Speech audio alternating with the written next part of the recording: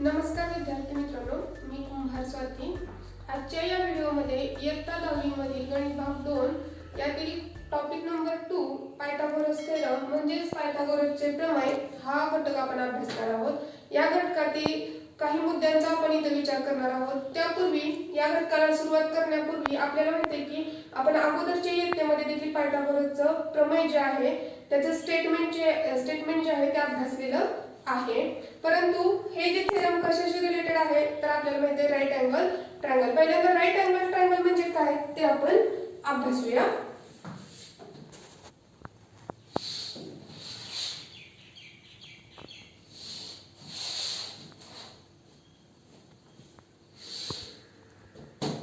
Here I can draw a triangle A B C. One of the angle is a right angle triangle. One of the angle is a right angle. म्हणजेच कोणत्याही त्रिकोणामध्ये एक angle हा किती पाहिजे 90 अंशाचा हवा, तर आपण त्याला काय म्हणतो राईट अँगल ट्रायंगल असं म्हणतो. If any one of the angle is 90 degree, that triangle is called as a right angle triangle. In right angle triangle, opposite side of the 90 degree is called a hypotenuse. Hypotenuse म्हणजेच आपण त्याला कर्ण असं म्हणतो. आणि AB आणि BC ह्या perpendicular side आहेत, काटकोन करणाऱ्या बाजू. ही फर्स्ट म्हणू आपण फर्स्ट परपेंडिक्युलर साइड, ही सेकंड परपेंडिक्युलर साइड. म्हणजे काटकोन करणाऱ्या बाजू ही AB आणि BC या काटकोन करणाऱ्या बाजू आहेत आणि AC हे हायपोटेनियस आहे. हे आपल्याला पहिल्यांदा लक्षात आलं पाहिजे. पुढचा पॉइंट आपल्याला बघायचा आहे की पायथागोरसचे ट्रिपलेट म्हणजे पायथागोरसचे त्रिकूट म्हणजे काय. आता नैसर्गिक संख्यांमध्ये मोठ्या संख्येचा वर्ग ह्या उरलेल्या इतर दोन संख्यांच्या वर्गांच्या बेरजे इतका असेल तर त्याला आपण पायथागोरसचं ट्रिपलेट किंवा त्रिकूट असं म्हणतो. जसं समजा आपण एक नैसर्गिक संख्यांचा ग्रुप घेऊया, 3 संख्यांचा ग्रुप याच्यामध्ये असतो. समजा आपण हा घेतलेला आहे 3 4 5. आता 3 4 आणि 5 याच्यामध्ये जी मोठी संख्या आहे कोणती आहे 5. 5 चा वर्ग हा उरलेल्या दोन संख्यांच्या वर्गांच्या बेरजे इतका आला पाहिजे, तर त्याला आपण पायथागोरियन ट्रिपलेट असं म्हणू. बघू आपण काढून बघूया. 5 चा वर्ग किती आहे इथं 25. उरलेल्या दोन संख्यांच्या वर्गांची बेरीज करू आपण. 3 चा वर्ग अधिक 4 चा वर्ग काढून बघू आपण. 3 चा वर्ग 9 अधिक 4 चा वर्ग 16. उत्तर आहे 25. त्याला आपण 2 म्हणलं तर 1 आणि 2 वरून तुमच्या लक्षात येईल की मोठ्या संख्येचा वर्ग ह्या इतर दोन संख्यांच्या वर्गांच्या बेरजे इतका आलेला आहे. म्हणजेच हा पण 25 आहे, हे पण 25 आहे.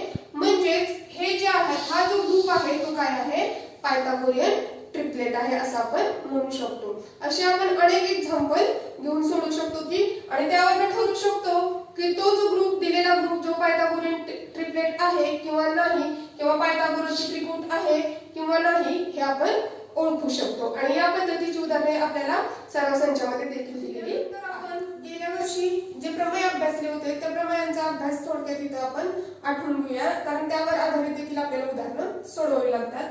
इथं तुम्हाला एक ट्रायंगल दिसतोय, हा राईट अँगल ट्रायंगल आहे की ज्याचे राहिलेले जे दोन कोन आहेत ते किती आहेत 30 डिग्री आणि 60 डिग्री. म्हणजे हे कोणतं प्रमेय तुमच्या लक्षात आलं असेल की 30 60 आणि 90 डिग्री. हे प्रमेय आपल्याला काय सांगतं की opposite side of A 30 degree 30 डिग्रीचे जे ऑपोजिट साइड आहे, opposite side of A 30 degree is half of the hypotenuse. म्हणजे ही साइड हायपोटेनियसच्या काय असते निम्मी असते, हे आपल्याला या प्रमेयामध्ये सांगितलेलं आहे. त्याचबरोबर opposite side of A 60 degree 60 अंश कोनासमोरची जी बाजू आहे ती कशी असते √3/2 द हायपोटेनियस. मी लिहून दाखवते इथं ऑपोजिट साइड ऑफ 30 डिग्री ती कोणती आहे BC. इन फिगर इथं घ्या, इन फिगर इज BC. किती असते त्याची किंमत हाफ ऑफ द हायपोटेन्यूस.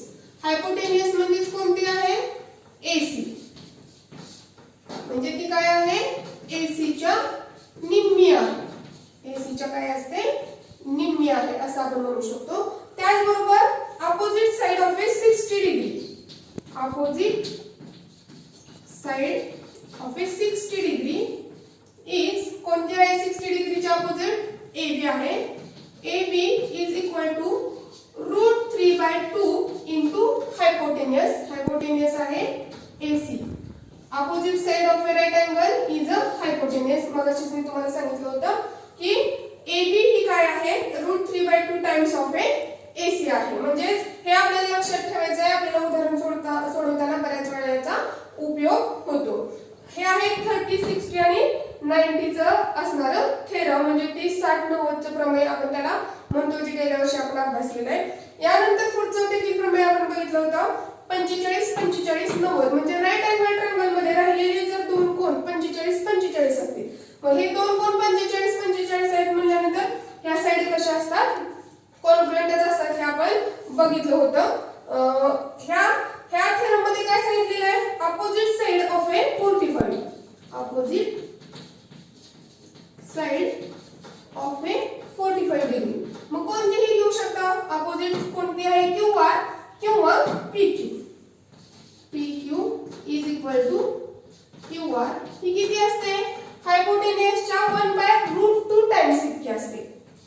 1/√2 इंटू हायपोटेन्यूस. म्हणजे याची देखील आपल्याला व्हॅल्यू या पद्धतीने काढता येते. म्हणजे आपल्याला हे उदाहरण सोडवताना 36, 60, 90 चं प्रमेय आणि 45, 90 चं प्रमेय देखील आपल्याला. मित्रांनो, आपण पुढचा पॉइंट समरूपता व काटकोन त्रिकोण, similarity and right angle triangle याविषयी किंवा याच्याशी रिलेटेड असणारा जो थेरम आहे तो आपण इथं अभ्यासणार आहोत. या थेरम मध्ये काय स्टेटमेंट आहे ते पहिल्यांदा आपण बघूया. In a right angle triangle, म्हणजे हा जो राईट अँगल ट्रायंगल, मी गेल्या व्हिडिओ मध्ये सांगितलं होतं की प्रत्येक प्रमेयाला आकृती ही गरजेची आहे. म्हणजे आकृतीशिवाय आपल्याला हे प्रमेय सिद्ध करता येत नाही. In right angle triangle if the altitude is drawn to the hypotenuse, altitude काढलेली आहे हायपोटेन्यूस PR वर, then the two triangles formed are similar to the original triangle. म्हणजे हे जे दोन ट्रायंगल्स तयार झालेले आहेत ते सिमिलर आहेत ह्या ओरिजिनल ट्रायंगलला. ओरिजिनल ट्रायंगल कोणता आहे? PQR. ह्या ओरिजिनल ट्रायंगलला कशा असणार आहेत? सिमिलर असणार आहेत. त्याचबरोबर ते एकमेकांशी सुद्धा कशा असणार आहेत? सिमिलर असणार आहेत. हे आपल्याला सिद्ध करायचं आहे. या अल्टिट्यूड मुळे जे दोन ट्रायंगल तयार झालेले आहेत ते ओरिजिनल ट्रायंगलला तर सिमिलर असतीलच, त्याचबरोबर ते एकमेकांना पण सिमिलर असतील हे आपल्याला सिद्ध करायचं आहे. मग आता थेरम मध्ये पहिल्यांदा आपण सर्वात गिवन लिहितो. त्या दिलेल्या स्टेटमेंट वरूनच आपल्याला गिवन हे लिहिता आलं पाहिजे. राईट अँगल ट्रायंगल कोणता दिसतोय? In right angle triangle sorry PQR काय दिसतंय आपल्याला? अल्टिट्यूड काढलेली आहे, म्हणजे QS is perpendicular to the hypotenuse PR. QS is perpendicular to hypotenuse PR such that P dash S dash R. इथं आपल्याला P dash S dash R सांगितलेलं आहे. त्याचबरोबर इथं मी दाखवलेलंच आहे की राईट अँगल ट्रायंगलचं चिन्ह दाखवलेलं आहे. In right angle triangle PQR. इथं आपण लिहू angle PQR is equal to 90 degree. हे काय आहे? आपलं गिवन आहे. आता आपल्याला प्रूफ काय करायचंय? टू प्रूफ मध्ये आपण लिहूया. टू प्रूफ काय करायचंय? जे दोन ट्रायंगल तयार झालेले आहेत ते ओरिजिनलला कसे आहेत? सिमिलर आहेत हे आपल्याला दाखवायचं आहे. मग आपण ट्रायंगल घेऊया. Triangle PSQ.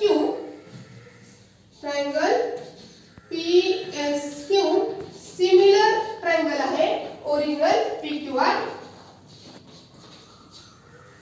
त्यानंतर दुसरं, हा जो दुसरा ट्रायंगल आहे QSR. ट्रायंगल QSR हा सिमिलर आहे ट्रायंगल PQR ला, आणि हे दोन्ही देखील सिमिलर आहेत आपल्याला सिद्ध करायचे. Triangle PSQ similar triangle QSR. अशा पद्धतीने गिवन आणि टू प्रूफ केलेलं आहे. आता यानंतर आपल्याला प्रूफ करायचं आहे की हे कसं सिद्ध करता येईल ते आता आपण पाहूया. आता हे सिद्ध करण्यासाठी आपल्याला माहिती की सिमिलर ट्रायंगल जर आपल्याला दाखवायचे असतील तर आपण गेल्या टॉपिक मध्ये बघितलं होतं की वेगवेगळ्या टेस्ट सिमिलरिटीच्या अभ्यासल्या होत्या. मग या टेस्टचाच वापर करून आपल्याला हे ट्रायंगल काय आहे, सिमिलर आहेत किंवा नाही हे दाखवता येते. पहिल्यांदा आपण लिहूया in triangle PSQ and triangle PQR. हे दोन ट्रायंगल आपण घेतलेले आहेत. हे दोन ट्रायंगल आपल्याला कसे सिमिलर आहेत हे आपल्याला दाखवायचं आहे. मग आपण ह्या आकृतीचं जर ऑब्झर्वेशन केलं तर आपल्याला काय लक्षात येते की इथं S हा 90 आहे आणि ह्या ओरिजिनल ट्रायंगल मध्ये Q देखील 90 आहे. मग ते कसे असणार आहे, कॉन्ग्रुएंट असणार आहेत. आपण इथे लिहू शकतो angle PSQ congruent angle PQR. Reason लिहिणं गरजेचं आहे बोथ 90 डिग्री, म्हणजे दोन्ही पण कसे आहेत 90 अंश आहेत. म्हणून आपण हे दोन ट्रायंगल हे दोन अँगल जे आहेत ते कॉन्ग्रुएंट लिहू शकतो. त्यानंतर दुसरा फॅक्टर काय दिसतोय आपल्याला इथं की हा जो P अँगल आहे, हा P अँगल आहे ओरिजिनल मध्ये पण आहे आणि PSQ मध्ये पण आहे. म्हणजे तो कसा आहे, कॉमन अँगल आहे, त्यामुळे तो कॉन्ग्रुएंट असणार आहे. तो एक factor angle SPQ congruent angle RPQ. Reason काय करायचं, कॉमन अँगल. अँगल कॉमन आहे त्यामुळे काय असणार आहे, ते कॉन्ग्रुएंट असणार आहे, म्हणजे सामायिक कोन असं आपण त्याला म्हणतो. मग आता आपल्याला दोन अँगल मिळाले की आपल्याला कोणती टेस्ट स्टार्ट होती, AA टेस्ट. मग आपण काय म्हणू, हे दोन ट्रायंगल AA टेस्ट नुसार सिमिलर असणार आहे. Triangle PSQ similar triangle PQR. Reason लिहायला विसरायचं नाही, AA टेस्ट. म्हणजे आपण कोको कसोटी म्हणतो त्याला, कोको कसोटी. हे झालं पहिले दोन ट्रायंगल. आता आपण QSR आणि PQR त्याच पद्धतीने काय करूया, प्रूव्ह करूया. In triangle QSR and triangle PQR. आता हे दोन ट्रायंगल काय करूया, सिमिलर आहेत हे आपण सिद्ध करूया. मग इथं QSR आणि PQR यामध्ये पण काय दिसते तुम्हाला, हा 90 म्हणजे इकडचा पण हा 90 चा असतो हे आपल्याला माहिती आहे. मग पहिला फॅक्टर काय आहे ना, angle QSR congruent angle PQR. याचं रिझन काय आहे ना, बोथ 90 डिग्री. दुसरा फॅक्टर काय येणार याचा, आता यामध्ये काय दिसते तुम्हाला, R अँगल कॉमन दिसतोय. इकडं R आहे आणि ओरिजिनल मध्ये पण R आहे. हा अँगल काय आहे, कॉमन आहे. इथे दुसरा फॅक्टर लिहा तुम्ही, angle QRS congruent angle PRQ. Reason पण इथे लिहा, कॉमन अँगल आहे हा, म्हणून तो कॉन्ग्रुएंट आहे. हे दोन अँगल मिळाले, मग आपण काय म्हणू शकतो, AA test. Therefore triangle QSR similar triangle PQR by AA taste.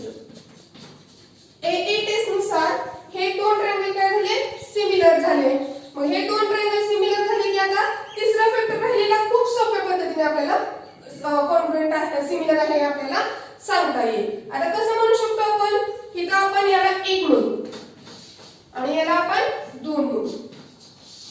1 आणि 2 मध्ये काय दिसतोय, हा जो PQR आहे तो कशाला सिमिलर आहे, PSQ ला. आणि इथं हा PQR कशाला सिमिलर आहे, QSR ला. म्हणजेच आपण काय म्हणू शकतो की हा PSQ आणि QSR हा काय असणार आहे, सिमिलर असणार आहे. कोणती प्रॉपर्टी आपण शिकलो होतो, ट्रान्झिटिव्हिटी. बघा आता आपण लिहू शकतो, triangle PSQ similar triangle QSR from 1 and 2 आणि आणखी माहितीसाठी आपण इथं ट्रान्झिटिव्हिटी प्रॉपर्टी आपण लिहू शकतो. ट्रान्झिटिव्हिटी प्रॉपर्टी नुसार हे दोन ट्रायंगल सिमिलर झाले आहेत. अशा पद्धतीने हा थेरम आपल्याला सिद्ध करता येतो. आपण पुढचा थेरम म्हणजे थेरम ऑफ जिओमेट्रिक मीन, भूमिती मध्याचे प्रमेय हे आपण अभ्यासणार आहोत. याचं स्टेटमेंट काय आहे ते पहिल्यांदा आपण पाहूया. In a right angle triangle इथं ABC आकृतीमध्ये सर्वांना दिसतोय.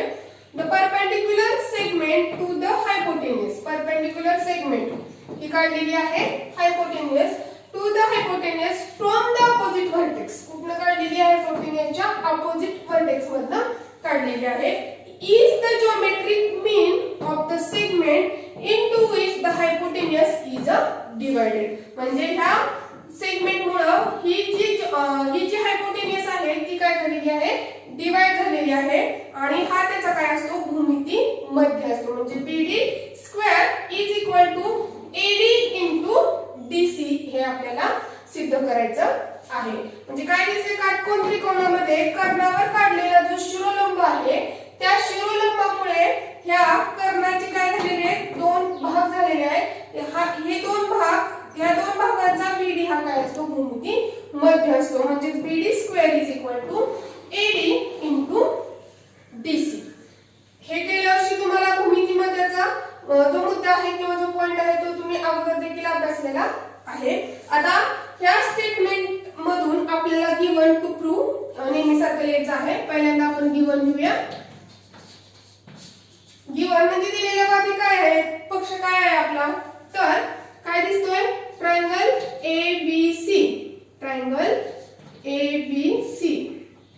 In triangle ABC, angle ABC is equal to 90 degree and BD perpendicular to hypotenuse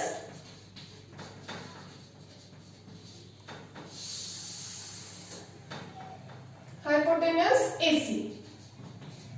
AC वर आपण काय केलेलं आहे? BD हा परपेंडिक्युलर काढलेला आहे.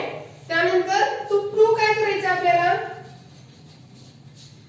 हा BD चा जो वर्ग आहे म्हणजे जो भूमिती मध्य BD चा स्क्वेअर हा कशा एवढा असतो? तर हायपोटेन्युस जी डिवाइड झालेली आहे त्यांच्या गुणाकारा इतका.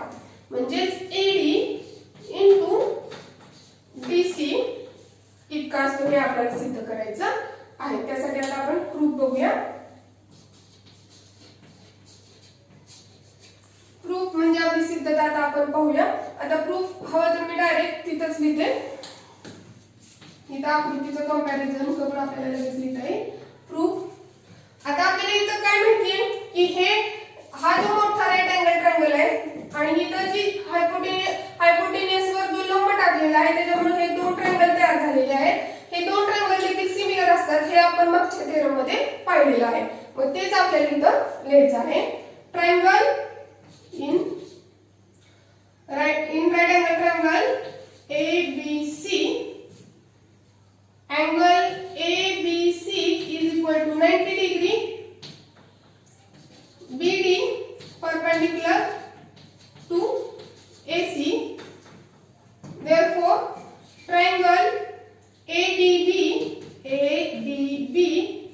similar triangle, ADB la similar triangle BDC हे कशावरून दिले आपण? जो मगाशी थेरम बघितला होता similarity in right angle triangle.